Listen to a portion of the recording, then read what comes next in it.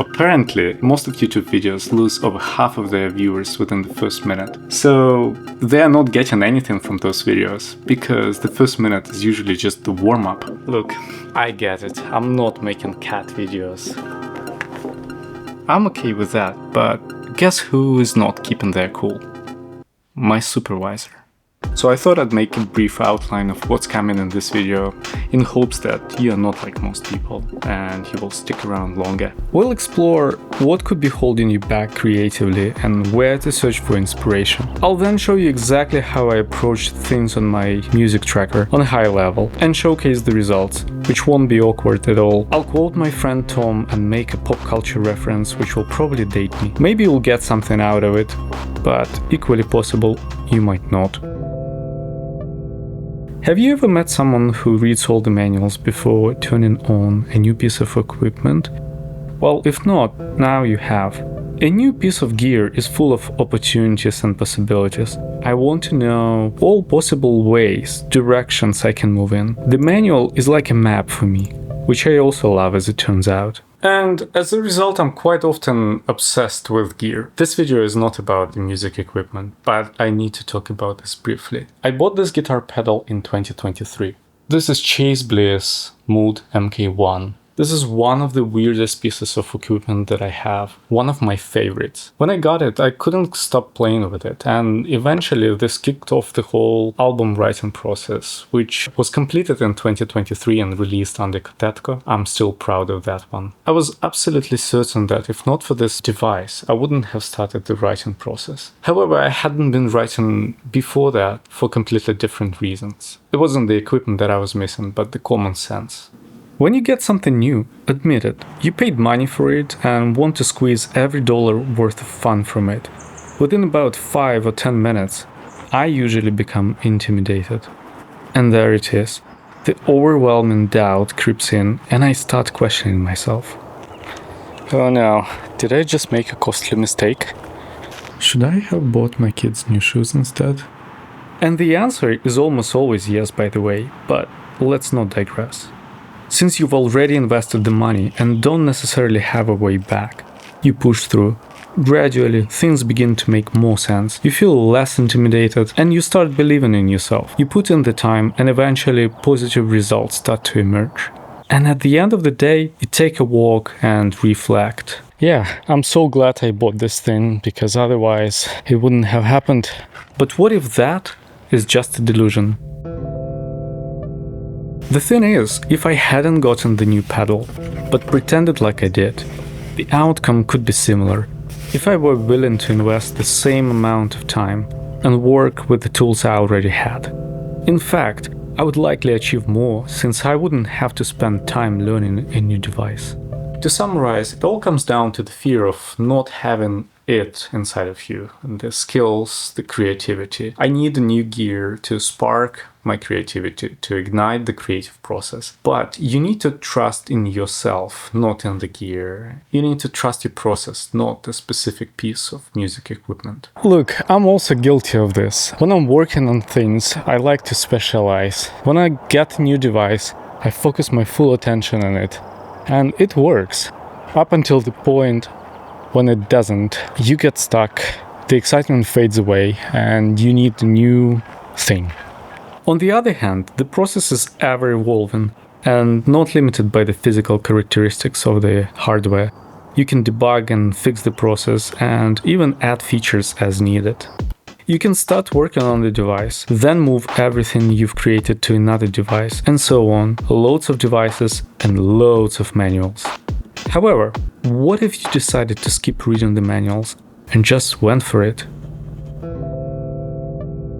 You know, Tom York once paraphrased the quote from Tom Waits, and I guess I'll be paraphrasing them both. The ignorance of the instrument gives you inspiration. If I heard that a few years ago, I would feel offended, almost like personally attacked. But I think they know what they are talking about. The funny part is that subconsciously, I've always realized this was true. You take the device and try to ignore the panic associated with not knowing what everything is. You let go of your need to control everything. At the end of the day, you have 10 buttons in front and 4 at the back. Realistically, you only need 8. You can handle it.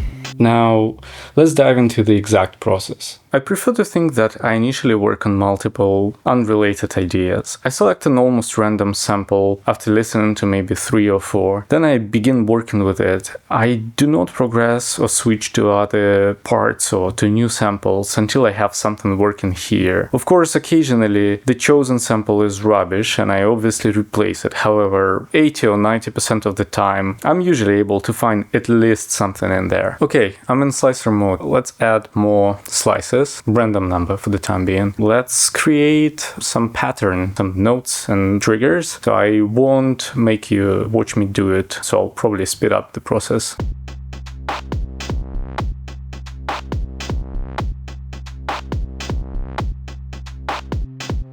Okay, now I'm back on the instruments page. I'm now playing with the number of slices.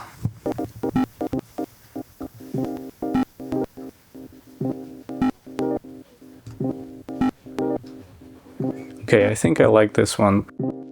The only thing that I want to change is add some feedback. Usually when you add some feedback, it adds this noise and some grit that I want to keep in this case.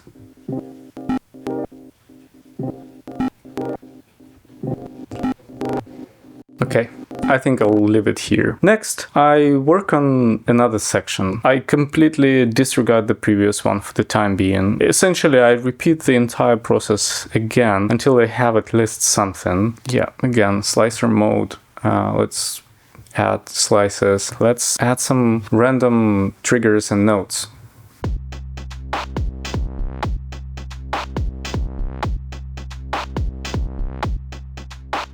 Okay, now we have something plain. What I now want to do is to pick the number of slices that I like, and then maybe add some feedback. Let's pick the number of slices first.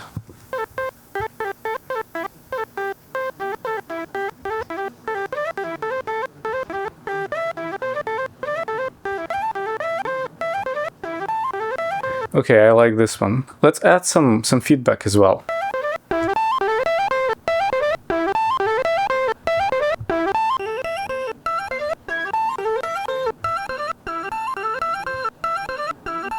Okay, I like this one. It adds some sort of hollowness. I don't know if that's even a word. At this point, I start playing the first section along with the second one, just to check if they're somewhat compatible in terms of pitches. Do they sound pleasant together? So let's do that. I go back to the song screen. I copy the first part and I place it next to the second one and play them together. Okay, I hope you're ready because it can be messy. Okay, I don't like how pitches work together, so I'll probably go into the second one and adjust it slightly so that it was somewhat closer. Again, we're not looking for perfection here. We just want them to sound at least not too unpleasant.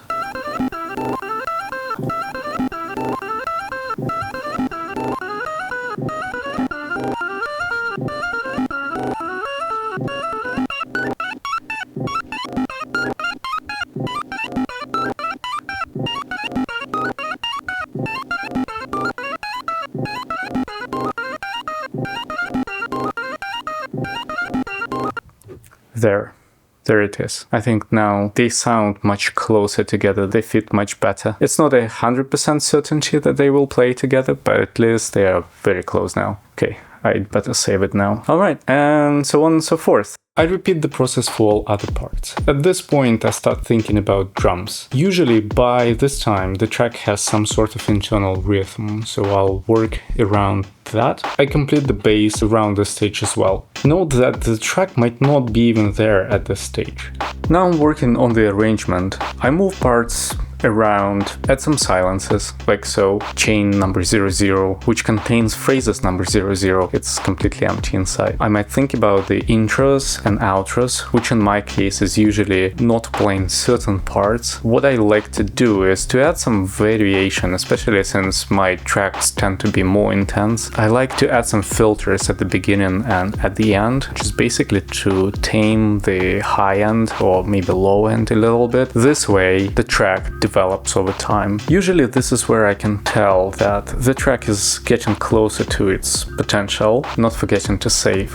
It's important to remember that no single piece of equipment can do everything on its own, except for a computer perhaps, so I keep my spirits up.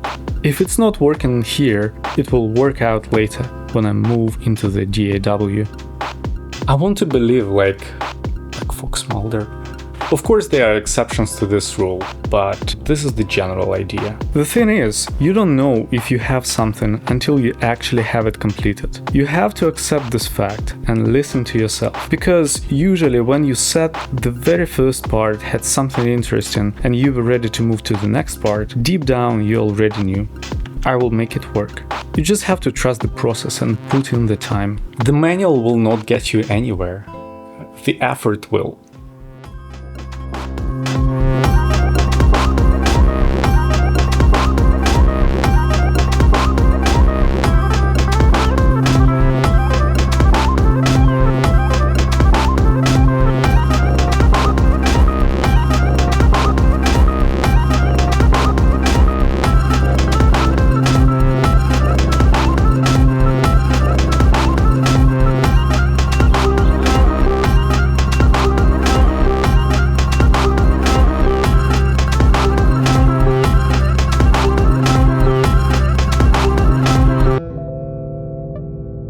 There's just one more thing related to the process I haven't mentioned yet, but you already know where I'm heading with this, right? To make the story complete, I have to get serious for a second and say it. All you really need to do is to begin. And then, as my friend Tom would say, everything is in its right place.